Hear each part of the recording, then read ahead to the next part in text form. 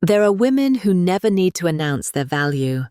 They never flaunt, never chase, never explain.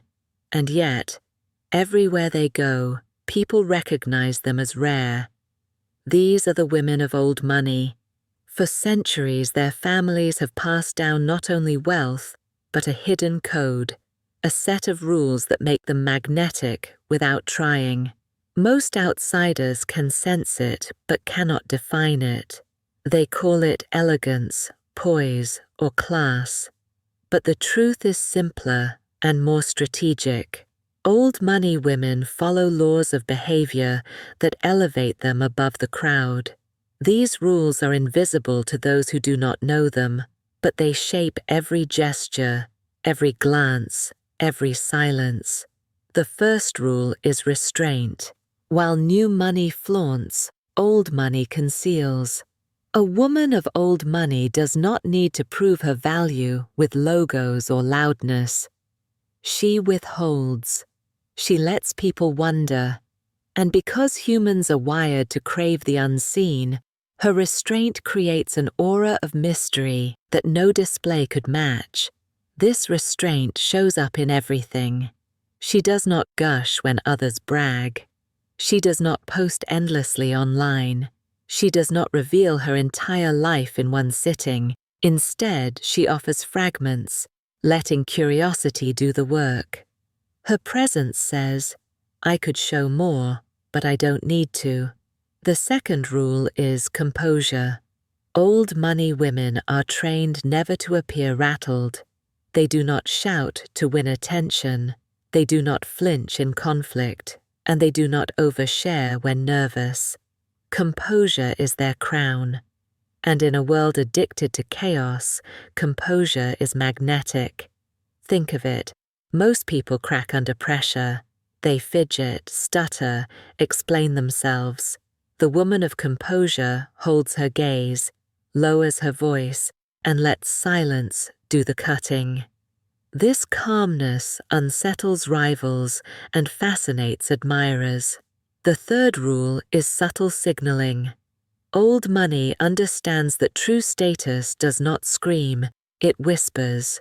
The cut of a jacket, the weight of a fabric, the way a woman carries herself speaks louder than any label. Old money women dress elegantly, but never trendily. They invest in timelessness, because timelessness signals permanence. Psychology calls this costly signaling, proving value without words. It is the quiet confidence of someone who does not need to beg for validation, and the brain registers it instantly. The fourth rule is scarcity. Old money women are not always available. They do not flood others with constant presence. They appear rarely, but when they do, they dominate the room. Scarcity magnifies value, and these women know that overexposure kills mystique. Even in conversation, they practice scarcity. They speak less than others, but every word is deliberate. They do not fill silence nervously.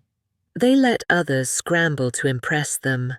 This scarcity of words and presence makes them unforgettable. The fifth rule is legacy thinking. Old money women see beyond the moment. They are trained to ask, will this choice honor my name? Will this behavior strengthen or weaken my aura? Because they think in terms of legacy, they move with patience. They are not desperate for quick wins. They are building impressions that last decades. This long-term vision radiates power. Men sense it, rivals fear it, friends admire it. She is not chasing temporary highs, she is crafting permanence. Together, these rules form the hidden code of old money women. But let us go deeper. Why do these rules create such magnetic power?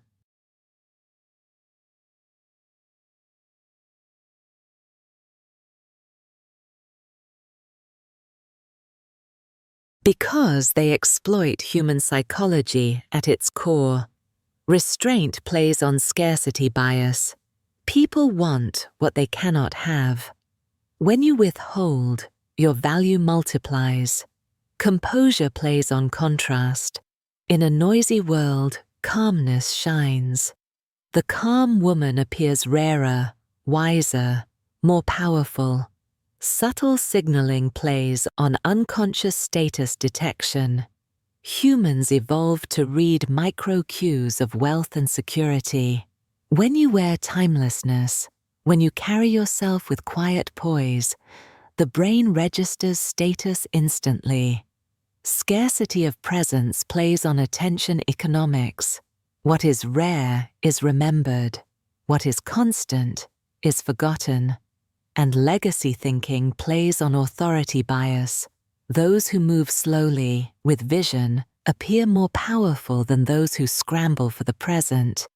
These are not accidents. These are strategies. Now imagine yourself applying them. At a party, instead of chasing conversation, you stay measured. You smile faintly, ask one question, then listen.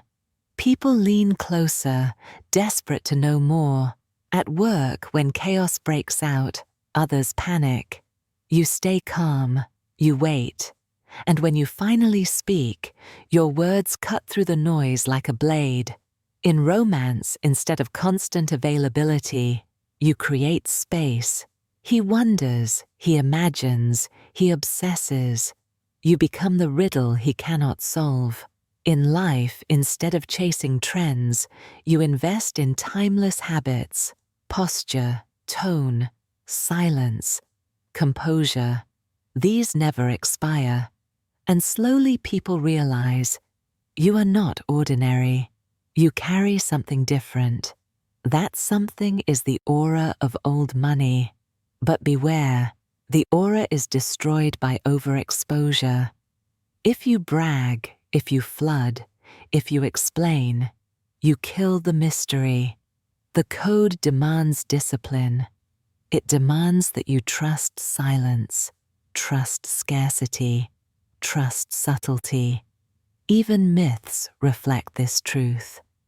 Goddesses of antiquity, Aphrodite, Athena, Isis, were rarely described in endless detail.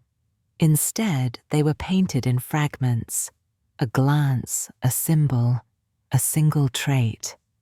Mystery kept them alive for centuries.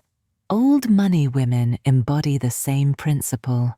They reveal little and live in such a way that others obsess over the gaps.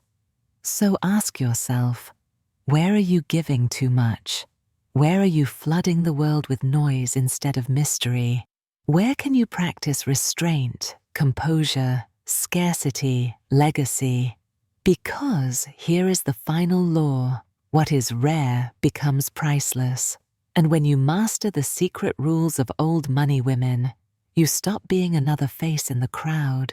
You become the standard, the woman who does not chase, the woman who does not flaunt, the woman who does not beg, the woman who commands without ever raising her voice, the woman who is not only admired today, but remembered forever. This is the aura of old money, and once you embody it, you will never need to explain your value again.